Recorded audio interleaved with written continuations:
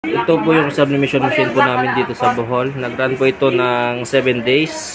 May total meters na 229. Printer head.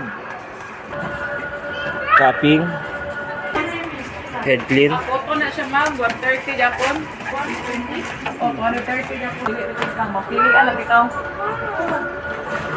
Ben, Ben. Punasan ng wiper. Capping. Nozzle check.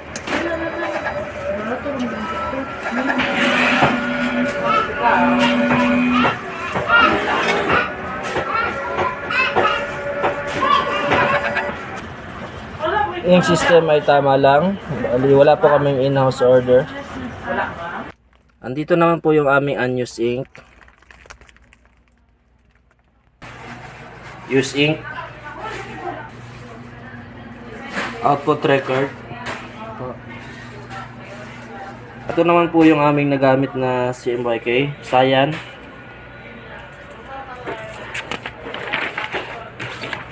Magenta. Yellow.